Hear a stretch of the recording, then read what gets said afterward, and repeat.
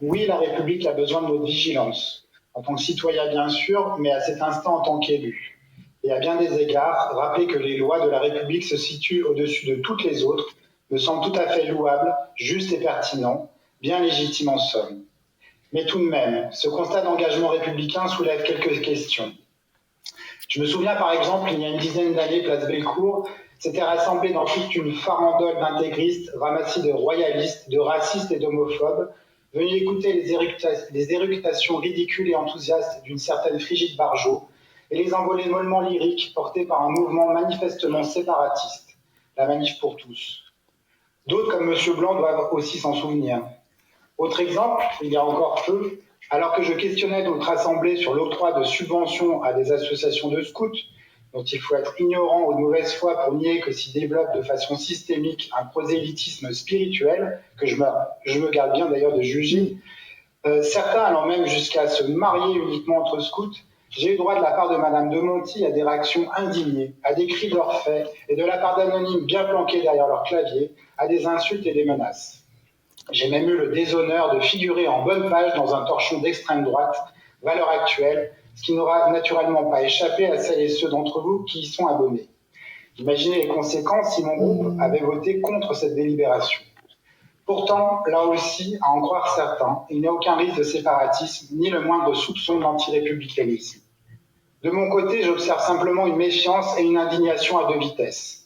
Alors oui, aujourd'hui, je m'amuse de voir ces mêmes personnes prendre de grands airs, gesticuler et nous demander d'appliquer la loi sur le séparatisme, via ce contrat d'engagement républicain. Bien sûr que nous l'appliquerons, la loi. La loi est la loi, et nous l'appliquons déjà. On ne vous a pas répondu pour ça. Et nous l'appliquerons quel que soit le séparatisme, quelles que soient ses racines, quelle que soit sa religion. Cela étant dit, permettez-moi de vous mettre en garde contre un texte qui, sous couvert d'un républicanisme exalté, tout cousu d'imprécision et de flou, ouvre la porte au fait du prince. Car le risque de mésinterpréter, à dessein ou non, l'esprit de la loi est grand et la pression qui pèse désormais sur les épaules des associations l'est tout autant. Permettez donc que je partage avec nombre d'associations écologistes, associations de lutte sociale et syndicales, quelques inquiétudes quant à la criminalisation de certaines formes d'action et l'instrumentalisation politicienne de ce contrat. En effet, à l'inverse des grandes lois progressistes qui ouvrent les droits aux citoyens, je pense naturellement à la loi de 1901 sur le droit à l'association ou à celle de 1905 qui garantit l'égalité à tous les cultes, celle-ci ne fait que donner un pouvoir supplémentaire à l'administration dont la neutralité reste à prouver et ne garantit en rien la transparence ou l'équité de traitement.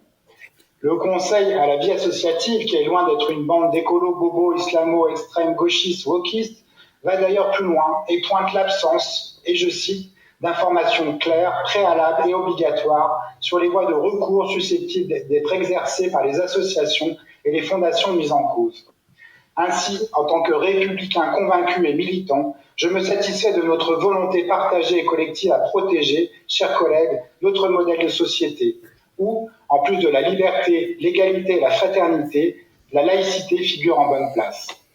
Mais à une époque où l'on travestit les mots et les concepts, et où l'on s'autorise à travestir l'histoire, je me méfie d'un contrat et d'une loi qui me semble fragiliser celle de 1901 au lieu de réaffirmer avec force celle de 1905.